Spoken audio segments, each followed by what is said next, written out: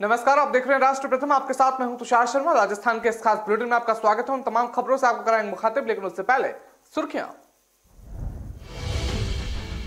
राजस्थान के स्कूलों में बच्चे चलेंगे शतरंज की चाल। प्रदेश में 60,000 से अधिक सरकारी स्कूलों में शुरू होगा chess in school. Mobile magistrate की ताबड़तोड़ कार्रवाई। ट्रैफिक नियम तोड़ने वाले 11 बसें सीज, मचा हड़कंप। राजस्थान के 20,000 से अधिक युवाओं को मिलेगा रोजगार। 11 और 12 नवंबर को जोधपुर में 200 कंपनियों का होगा जमावड़ा। संगठन की विचारधारा को आगे बढ़ाएं या किसी व्यक्ति विशेष का आदेश माने। बीजेपी पार्षद ने जेपी नड्डा को लिखी चिट्ठी। अखबार पढ़ते पढ़ते शख्स को आया हार्ट अटैक। आधे मुंह गिरा, फिर नहीं उठ पाया शख्स। अब खबरें जानेंगे विस्तार से। आपको बता दें कि राजस्थान के सरकारी स्कूलों में पढ़ने वाले बच्चे और अब पढ़ाई करने के साथ ही शतरंज की चाल भी चलेंगे। अशोक गहलोत सरकार प्रदेश की 60,000 से अधिक सरकारी स्कूलों में चेस इन स्कूल कार्यक्रम शुरू करने जा रही है, जिसकी शुरुआत 19 नवंबर के पूर्व प्रधानमंत्री इंदिरा गांधी की जयंती से होगी। इसके बाद हर महीने के तीसरे शनिवार को नो बैक डे के दौरान स्कूल में शतरंज खेला जाएगा। शिक्षा मंत्री डॉक्टर बी.डी. अकल्ला ने बीकानेर के इंग्लिश स्कूल में 66वीं जिला स्तरीय विद्यालय खेलकूद प्रतियोगिता के तहत शतरंज खेल के उद्घाटन समारोह में ये ऐलान किया। उन्होंने कहा कि देश भर में पहली बार राजस्थान में ये पहला होने जा रहा है। इसके तहत प्रदेश के 60,000 से अधिक स्कूलों में खेल ग्रांड से चेस बोर्ड और अन्य आवश्यक सामग्री खरीदी जाएगी। इसके साथ ही बच्चों को शतरंज में परंपरागत किया जाएगा। उन्होंने कहा कि मस्तिष्क से समुचित विकास के लिए शतरंज जैसे खेल खेलना बहुत ही ज्यादा जरूरी हो गया है। मंत्री कल्ला ने बच्चों के साथ शतरंज का अभ्यास मुकाबला खेला और बच्चों की हौसला अफजाई की। शतरंज के 64 खानों और मोहरों के बारे में बताया। शिक्षा मंत्री ने बताया कि पहली बार शतरंज को स्कूली खेलों में शामिल किया गया है और इसके बाद शतरंज की जिला और राज्य स्तरीय प्रतियोगिताएं हो रही हैं।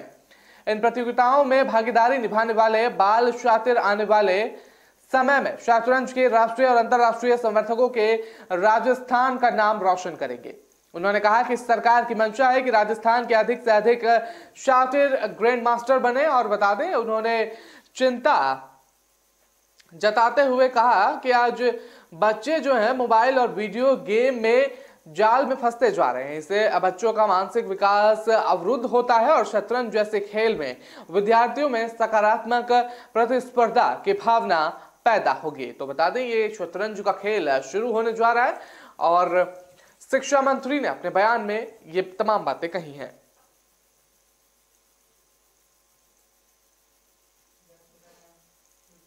राजस्थान में जोधपुर शहर की यातायात व्यवस्था खराब होने और भारी वाहनों के नो पार्किंग जोन में खड़े करने से हो रही परेशानी को दुरुस्त करने के लिए लगातार अपील के बावजूद बस संचालक लापरवाही कर रहे हैं। इसकी शिकायत मिलने पर मोबाइल मजिस्ट्रेट हिमांशु ने टीम के साथ कार्रवाई शुरू की। इस दौरान 11 बसों को सीज कर दिया गया। बता दें कि बस संचालक के चालान भी काटे गए हैं। अचानक हुई मोबाइल मजिस्ट्रेट की कार्रवाई से निजी बस संचालकों में हड़कंप मचा हुआ है। यातायात नियमों का उल्लंघन करने वाले नो पार्किंग जोन में वाहन खड़े करने वालों के खिलाफ लगातार शिकायत मिलने के बाद मोबाइल मजिस्ट्रेट हिमांशु ने ताबड़तोड़ कार्रवाई की है। बता दें कि मोबाइल मजिस्ट्रेट हिमांशु लगातार नियम तोड़ने वाले वाहन चालकों और वाहन संचालकों के खिलाफ कार्रवाई करते नजर आ रहे हैं। उनके द्वारा शनिवार को शहर में प्रतिबंधित क्षेत्रों में भारी वाहन के खिलाफ कार्रवाई की गई। यहां 11 बसें नियम से खिलाफ समय से पहले संचालित हो रही थी, जिस पर कार्रवाई करते हुए सभी 11 बस जब्त कर ली गई हैं। मौके पर आला अधिकारी को भी बुलाया गया। कार्रवाई के साथ साथ सख्त निर्देश भी दिए गए हैं। दरअसल जोधपुर में इस प्रकार की कार्रवाई आरटीओ और ट्रैफिक विभाग द्वारा की जानी चाहिए, लेकिन परिवहन विभाग की लापरवाही के चलते नियम के खिलाफ परिवहन और वाहन संचालन किया जा रहा है। शहर में लगभग सभी मुख्य सड़कें से अवैध बजरी के डंपर देर शाम के बाद गुजरते दिखे जाएंगे और शनिवार को मोबाइल मजिस्ट्रेट हिमांशु जब प्रतिबंधित क्षेत्रों में चलने वाले बाहरी वाहनों तक कार्रवाई करने लगे तो बस संचालकों और संचालकों के हड़कंप मच गया। मोबाइल मजिस्ट्रेट ने मौके पर ट्रैफिक और अधिकारियों को बुलाकर बसों पर कार्रवाई करनी शुरू कर दी। तो बता दें, ये ताबड़तोड़ कार्रवाई की गई है बस संचालकों पर, जिससे लेकर उनके बीच में हड़कंप का माहौल जो है वो लगातार बरकरार है। युवाओं को रोजगार के लिए अवसर प्रदान करने के लिए राजस्थान सरकार का सूचना प्रौद्योगिकी और संचार विभाग डिजीफेस्ट जॉब फेयर 2022 का जोधपुर में आयोजन कर रहा है। बता दें 11 और 12 नवंबर को आयोजित होने वाले इस रोजगार मेले में 20,000 से अधिक युवाओं के लाभान्वित होने की उम्मीद जताई जा रही है। और बता दें कि रेजिडेंसी रोड स्थित राजकीय पॉलिटेक्निक कॉलेज में आयोजित होने वाले इस खास रोजगार मेले में मुख्यमंत्री अशोक गहलोत भी उपस्थित होंगे। सूचना प्रौद्योगिकी और संचार विभाग के प्रमुख शासन सचिव अखिल अरोड़ा ने बताया कि विभाग की ओर से तकनीकी नवाचारों के प्रदर्शन के लिए जयपुर के बाद जोधपुर में डिजी फेस्ट का आयोजन किया जा रहा है। बता दें कि डिजी फेस्ट के दौरान ही यहां रोजगार मेले का भी आयोजन होगा, जिसमें 10वीं 12वीं स्नातक और स्नातकोत्तर आदि परीक्षा उत्तीर्ण उम्मीदवारों को उनकी योग्यता के अनुसार रोजगार दिलवाया जाएगा। इसी दौरान रोजगार मेले में मुख्यमंत्री अशोक गहलोत भी उपस्थित होंगे। बता दें कि आईटी जॉब फेयर में सम्मिलित होने से पूर्व अभ्यर्थी ऑनलाइन वेबसाइट पर जाकर ऑनलाइन पंजीकरण करवा सकते हैं। बता दें कि आईटी जॉब फेयर स्थल पर भी पंजीकरण करवाए जाने की व्यवस्था की जाएगी। युवा क्यूआर सुविधा का उपयोग कर अपना पंजीकरण स्वयं भी कर सकते हैं।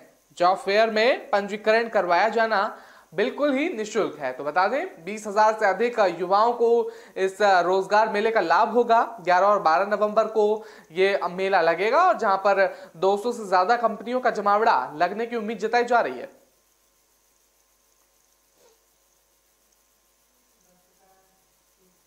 नगर निगम कोटा उत्तर में नेता प्रतिपक्ष के मनोनयन को लेकर उपजा विवाद बीजेपी के राष्ट्रीय अध्यक्ष तक पहुंच गया है। जब सतीश पूनिया प्रदेश अध्यक्ष बीजेपी ने इसका जवाब नहीं दिया तो अब बीजेपी ने 8 पार्षदों ने राष्ट्रीय अध्यक्ष जेपी नड्डा को पत्र लिखकर संगठन के काम करने का मार्गदर्शन मांगा है। पार्षदों ने पत्र की प्रति प्रधानमंत्री नरेंद्र मोदी, अमित शाह, अरुण सिंह और सतीश पूनिया को भी भेजी है।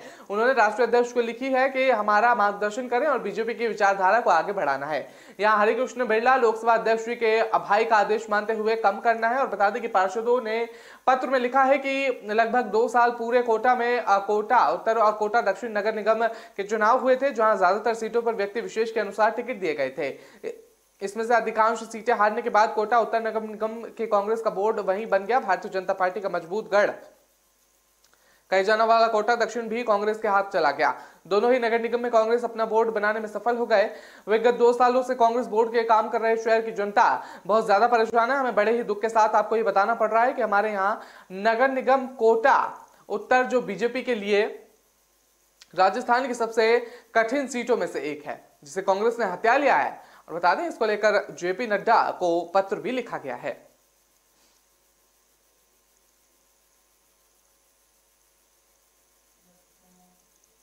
राजस्थान के बाड़मेर जिले का एक वीडियो इन दिनों सोशल मीडिया पर खूब वायरल हो रहा है, जिसमें एक शख्स अखबार पढ़ते पढ़ते अचानक बेंच से गिर गया और उसकी मौत हो जाती है। मौके पर मौजूद लोग उसे अस्पताल ले जाते हैं, लेकिन डॉक्टर उस शख्स को मृत घोषित कर देते हैं। बता दें कि डॉक्टरों ने जांच के बाद बताया कि उस व्यक्ति का दिल का दौरा पड़ने की वजह से मौत हो गई। इस घटना से जहां मृतक के परिवार में मातम पसरा हुआ है, वहीं वीडियो देखने पर लोग सन्न रह गए हैं। और यह घटना बाड़मेर जिले के पचपदरा की बताई जा रही है। वीडियो में शख्स रिसेप्शन के पास बेंच पर बैठकर अखबार पढ़ता दिख रहा है। अचानक ही दिल का दौरा पड़ता है और वो नीचे गिर जाता है। रिसेप्शन पर मौजूद लड़की मदद के लिए उठाती है और इससे बाहर से और भी लोग अंदर आते हैं और उसे अस्पताल लेकर जाते हैं, लेकिन उसकी जान नहीं बच पाती। और कोरोना महामारी के बाद देश भर में हार्ट अटैक के मामले तेजी से बढ़ गए हैं। केवल बुजुर्ग ही नहीं बल्कि ये युवाओं को भी अपना शिकार बना रहा है। देश भर में ऐसी कई घटनाएं सामने आई हैं जहां हंसते गाते और नाचते लोगों को अचानक ही दिल का दौरा आ गया और उनकी मौके पर मौत हो गई। यूपी और जम्मू कश्मीर से भी ऐसे मामले सामने आए हैं जहां स्टेज पर प्रस्तुति के दौरान कलाकारों की भी मौत हो गई और जांच रिपोर्ट में ये बात सामने आई थी कि उन्हें अचानक ही दिल का दौरा पड़ गया था।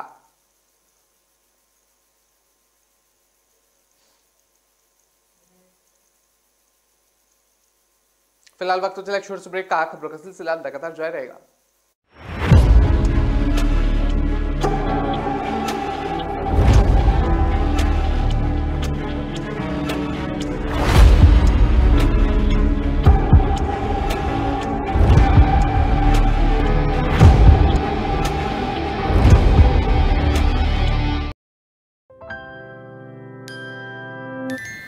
दीदी अब ऐसे ऑटो लेने कहाँ तक जाओगी?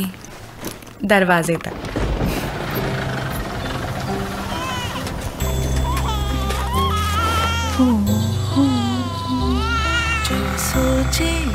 चाहे वो करके दिखा दे।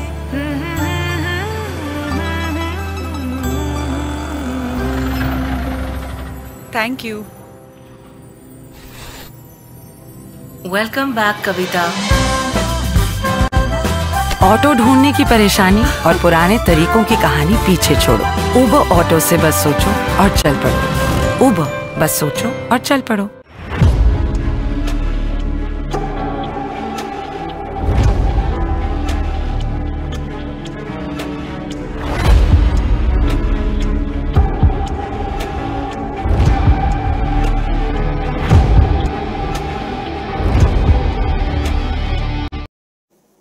ब्रेक के बाद आपका स्वागत है। रुक करते हैं अगली खबर का। आपको बता दें कि मध्य प्रदेश की महिला ने राजस्थान के नागौर जिले की एक महिला पर जबरन शादी का दबाव डालने लगी और पुलिस ने जबरन शिकायत किए जाने के बाद इस महिला को गिरफ्तार कर लिया गया।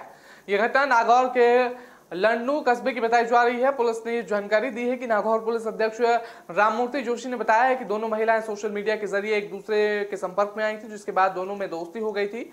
पुलिस अधिकारी ने बताया कि मध्य प्रदेश की महिला ने नागौर के लंडनू कस्बे की महिला को शारीरिक संबंध बनाने और शादी करने के लिए मजबूर किया। उसने पीड़िता को धमकी भी दी, अगर उसकी मांगे नहीं मानी तो वह सोशल मीडिया पर चैट के स्क्रीनशॉट वायरल करके उसे बदनाम कर देगी। अधिकारी ने बताया कि महिला ने 10 लाख रुपए की मांग की थी और पुलिस अधिकारी ने यह भी बताया है कि आरोपी महिला शनिवार रात लंडू में पीड़ित महिला के घर पहुंची और हंगामा करने लगी और उसने पीड़ित पर शादी के लिए अपने साथ जाने के लिए मजबूर किया। पीड़िता और उसके परिवार के सदस्य रविवार को थाने पहुंचे, जबरन घर में घुसे और वसूली करने के आरोप में प्राथमिकी दर्ज कराई गई और उन्होंने बताया कि आरोपी महिला को गिरफ्तार कर लिया गया है फिलहाल के लिए और आगे की कार्रवाई में फिलहाल पुलिस जुट गई है। और बताते समलैंगिक संबंध शादी का बनाने के लिए वो दबाव डाल रही थी, तो आरोपी को गिरफ्तार कर लिया गया फिलहाल।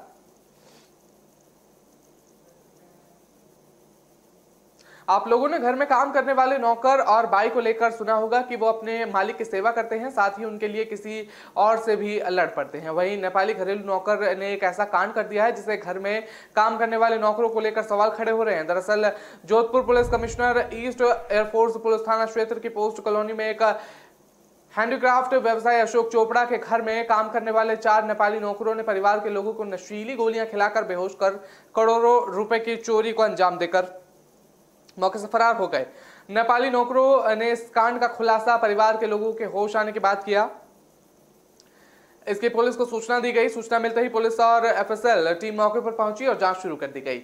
जोधपुर में इस साल की ये सबसे बड़ी और सनसनीखेज चोरी होने की संभावना जताई जा रही है। Jodhpur police commissioner DGP east Amrita दोहन ने बताया है कि एयरफोर्स क्षेत्र में रहने वाले हैंडीक्राफ्ट व्यवसायी के घर में काम करने वाले 4 नेपाली नौकरों ने घर का कीमती सामान, डायमंड रिंग, सोने चांदी के जेवरात सहित घर में पेश पड़े कैश को लूटने के लिए एक साजिश रची। इसमें परिवार के लोगों को खाने का नशीला पदार्थ दिया गया, जिसमें परिवार के सभी लोग बेहोश हो गए और उसके बाद नौकरों ने पहले तो घर में पार्टी की बियर पी और साथ ही उसके बाद में लगे सीसीटीवी कैमरों का डीवीआर, घर वालों के मोबाइल फोन्स और कारों का भी सभी चाबियों को जला दिया। एक कार में करोड़ों रुपए का चोरी का सामान लेकर मौके से फरार हो गए चोर। तो ये एक बड़ी वारदात सामने आई है चोरी की, जहां घर के ही नौकरों ने इस वारदात को अंजाम दिया है और फिलहाल जो कार्रवाई कर रही है पुलिस उसमें जुट गई है।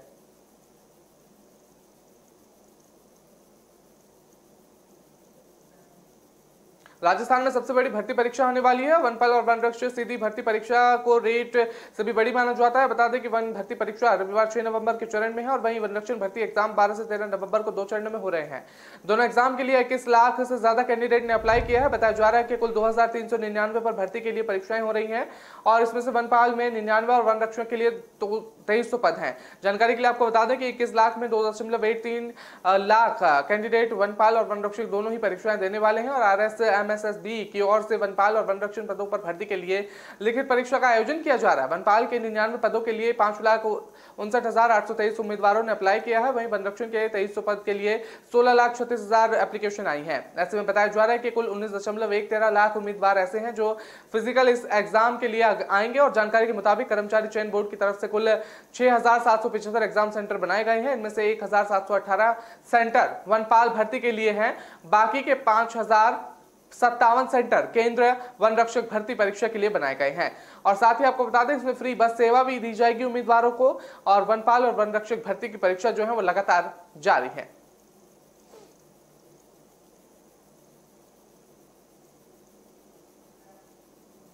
देश के एनआईटी, ट्रिपल आईटी और जीआईएफटी के कॉलेजों की 8,751 सीटें खाली हैं। द्वारा सोशल मीडिया राउंड और काउंसलिंग चरणों के कार्रवाई और स्पेशल राउंड काउंसलिंग के अंतिम सीट आवंटन की ओपनिंग में कॉलेजिंग रैंक और सीबीएसई वेबसाइट पर जारी कर दी गई है। बता दें कि आवंटन के बाद कॉलेज में विद्यालयों में 9 नवंबर तक आवंटित एनआईटी, ट्रिपल आईटी और फाइनल प्रवेश के लिए फिजिकल रिपोर्ट करना होगा, अन्यथा उनकी मिली सीट निरस्त हो जाएगी। Career counselling expert Amit Ahuja के अनुसार सीबीएसई स्पेशल काउंसलिंग के अंतिम और दूसरे राउंड सीट आवंटन हो चुका है। जारी किए गए आंकड़ों के अनुसार ओपन से 6,98,445 और एक्यूआर में विद्यार्थी को जेंडर न्यूट्रल पूल और एनआईटी का आवंटन हुआ, जिसमें एनआईटी सूरत में होम टेस्ट कोटे से एमएसएस केमिस्ट्री ब्रांच का आवंटन हुआ। वहीं फीमेल पूल में ओपन में एनआईटी के कॉलेज में रैंक 3,22,237 रही और लड़कियों की रैंक एनआईटी जालंधर के टेक्निकल ब्रांच होम स्टेट कोटो में मिली। और साथ ही ट्रिपल आईटी को ओपन में कॉलेजिंग रैंक जेंडर न्यूट्रल पूल 57,000 रही। और इसी के साथ रैंक लगातार जारी कर दी गई है। इसको लेकर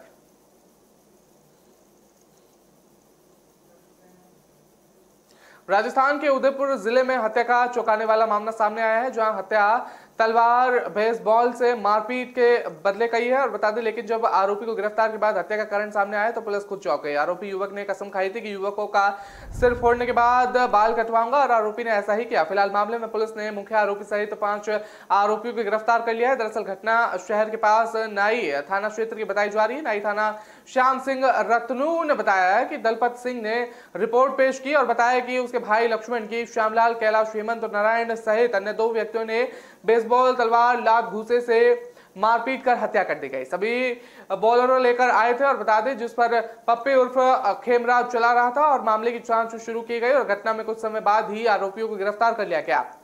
बता दें कि गुरुवार को सूचना मिलने पर मुख्य आरोपी सहित 3 अन्य को भी गिरफ्तार कर लिया गया।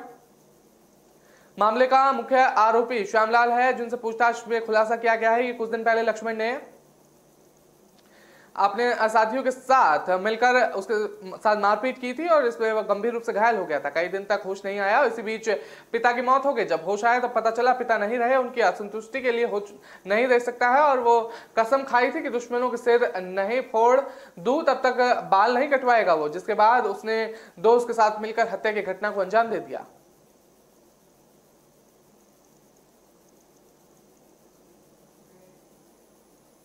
फिलहाल वक्त तो चले एक छोटे से ब्रेक का। खबरों का सिलसिला लगातार जारी रहेगा।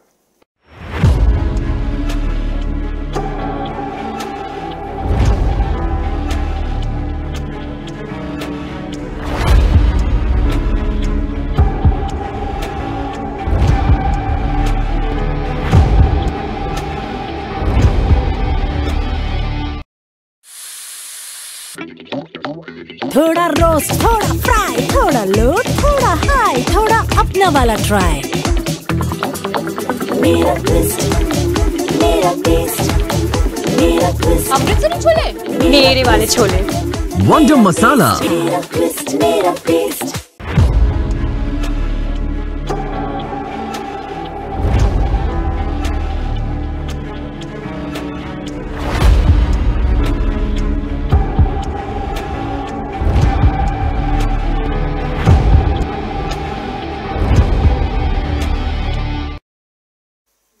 ब्रेक के बाद आपका स्वागत है। रुक करते हैं अगली खबर का। आपको बता दें कि सावे यानी शादियों का सीजन शुरू हो गया है। शादी सीजन शुरू होते ही राजस्थान में बाल विवाह के समर्थक भी जाग उठे हैं।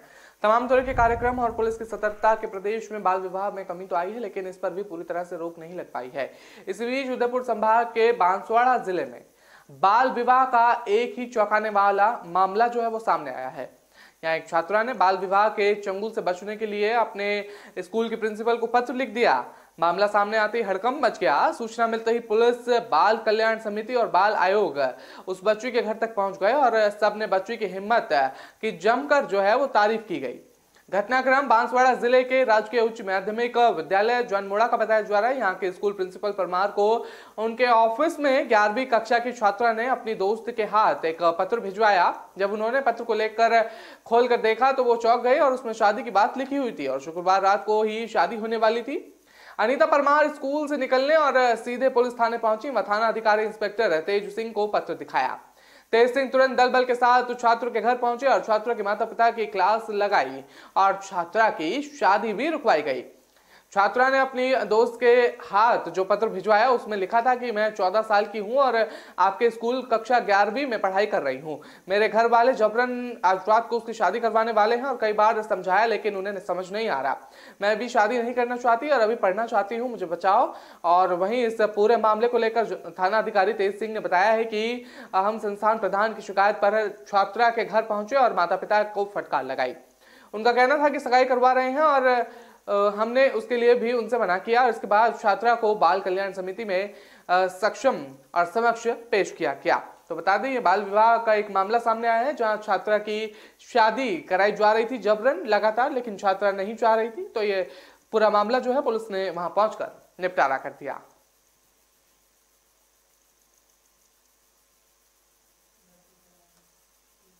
बारां जिले में ममता शर्मसार हुई है। कलयुगी मां ने अपनी ही बच्ची का गला घोटकर मौत के घाट उतार दिया।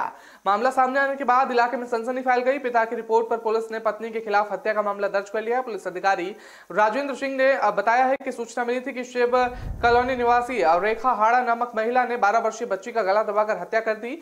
पिता बच्ची को लेकर अस्पताल पहुंचे। अस्पताल में डॉक्टरों ने मासूम को मृत घोषित कर दिया। पुलिस शव का पोस्टमार्टम करा रही है। मृतक बच्ची के पिता शिवराज सिंह की रिपोर्ट पर हत्या का मामला दर्ज कर पुलिस ने तफ्तीश शुरू कर दी है। बता दें कि मोहल्ले के लोगों ने बताया है कि घर में विवाहिता के एक छोटा बच्चा समेत 2 बच्चे मौजूद थे। वारदात को अंजाम देने से पहले महिला ने छोटे बच्चे को घर से बाहर निकालकर अंदर की कुंडी लगा दी और बच्चे का गला साफी से घोट दिया और बच्चे ने चिल्लाने पर पड़ोसी घर पर दरवाजा तोड़कर अंदर घुसे। तब तक बच्ची कदम घुटने की वजह से मौत हो चुकी थी और कलयुगी मां की करतूत से इलाके में लोग सख्ते आ गए हैं। बता दें कि पिता बच्ची को अस्पताल ले गए। अस्पताल में डॉक्टरों ने मासूम को मृत घोषित कर दिया। लोगों ने पुलिस को घटना की सूचना दी और सूचना पाकर मौके पर पहुंची पुलिस ने पिता की तहरीर पर मुकदमा दर्ज कर लिया और बच्ची की मां को हिरासत में लेकर तफ्तीश कर रही है। बता दें कि पोस्टमार्टम के बाद बच्ची का शव परिजनों को सौंप दिया जाएगा। तो बता दें कि ये ममता शर्मसार करने वाला मामला सामने आया है जहां बच्ची को गला घोटकर उसकी हत्या कर दी गई और पिता जब उसे अस्पताल में लेके गए तो डॉक्टर ने उसे मृत घोषित कर दिया। तो 12 साल की वो बच्ची थी जिसे मौत के घाट उतार दिया गया।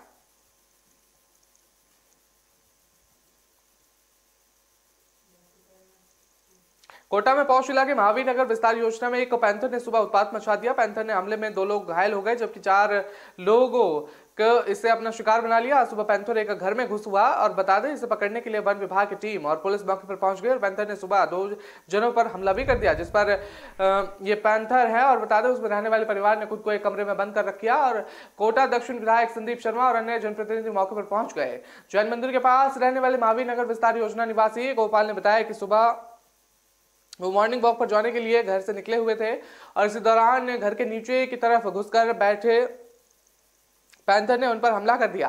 पैंथर का पंजा उनकी जांघ पर लगा और वो भागकर मकान के ऊपर के हिस्से में पहुंच गए। इसके बाद पैंथर भाग गया। क्षेत्रीय निवासी ने बताया कि पैंथर इस इलाके में कई मकान पर छलांग लगाते हुए मकान 1G31 में घुसा। यहाँ रहने वाले बुजुर्ग पर उसने हमला कर दिया। इसके बाद बुजुर्ग के परिवार ने खुद के कमरे में बंद कर लिया। बताया जा रहा है कि इससे पहले पैंथर इसी मकान के कमरे में घुसा हुआ था तो वहीं कैद कर लिया गया था। वन विभाग की टीम इस मकान में पीछे की तरफ से प्रवेश कर पैंथर को पकड़ने के लिए लगातार प्रयास कर रही है और इलाके में अब दहशत का माहौल बना हुआ है। इसी दौरान वहां तमाशीबीन लोगों की भीड़ जुट गई और देखते ही देखते पूरे शहर में पैंथर के आने की सूचना आग की तरफ फैल गई। पुलिस भी मौके पर पहुंच गई। मौके पर पहुंची पुलिस वन विभाग के फॉरेस्ट धर्मेंद्र चौधरी का कहना है कि वन टीम को एकत्रित कर मौके पर पहुंच चुके हैं। तो बता दें ये पैंथर का उत्पात मचाने का जो घटना है वो सामने आई है।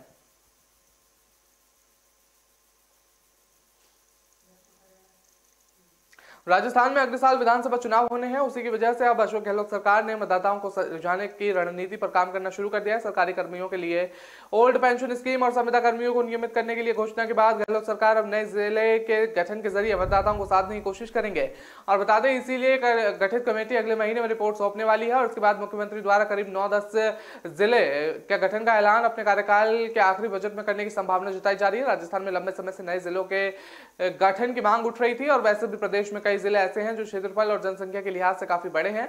ऐसे में सरकार की मंशा है कि जनसंख्या और क्षेत्रफल के लिहाज से उन जिलों को छोटा करके नए जिले गठित किए जाएं। वहीं नए जिलों के गठित से सरकार को भी विधानसभा चुनाव का फायदा मिलने वाला है। बता दें प्रदेश भर से गहलोत सरकार से करीब 20 से अधिक शहरों से जिले बनाने के अलग अलग ज्ञापन सौंपे गए हैं, और लेकिन माना जा रहा है कि सरकार केवल 9 से 10 जिलों पर ही फोकस कर रही है और नए जिलों के गठन के लिए सत्तारूढ़ कांग्रेस विधायक ने सरकार पर दबाव बनाना शुरू कर दिया।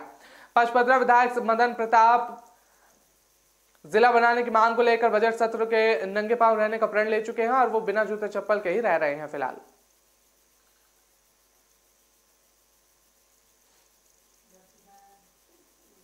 भारत एक ऐसा देश है जहां हर राज्यों में तरह तरह के खाने पीने के व्यंजन मिलते हैं। इन्हीं जगहों में से एक राजस्थान का जोधपुर, जो अपनी शाही संस्कृति और समृद्धि परंपराओं से भरा हुआ है। ये एक भव्य दुर्गा महल, सुंदर नृत्य रूप और कलाकृति राजस्थानी व्यंजन दुनिया भर में प्रसिद्ध है। राजस्थान के खाने की बात करें तो सबसे पहले बाजरे की रोटी, दाल बाटी और चूरमा का ख्याल सामने आता है। बता दें कि ठंड में यहाँ बनने वाली हल्दी की सब्जी न सिर्फ खाने में बल्कि सेहत के लिए भी लाजवाब होती है। आप सोच रहे होंगे कि हल्दी तो हर सब्जी में डली जाती है, लेकिन इसकी सब्जी कैसे बनती होगी, तो आपको बता दें कि सब्जी कच्ची हल्दी की बनाई जाती है और एक बार यह कच्ची हल्दी की सब्जी खाएंगे तो आप इसका स्वाद जीवन भर तक नहीं भूल पाएंगे। बता दें कि कच्ची हल्दी की सब्जी आप अपने घर में भी बना सकते हैं। यह सब्जी शुद्ध देसी घी में बनाई जाती है और इसके लिए हल्दी को चाकू से खुरच कर छीलिए और इसे पानी में डुबोकर धोकर कपड़े से पोंछ लीजिए। इस हल्दी को कूद कर इसे कर लीजिए और इसके बाद इसमें हरी मिर्च के डंठल तोड़ लीजिए। तो ये जो सब्जी है राजस्थान में बनाई जाती है, जिसको लेकर उनके जहन में ये सबसे पहले ख्याल आता है। इसको लेकर ठंड में ये सब्जी बनाई जाती है।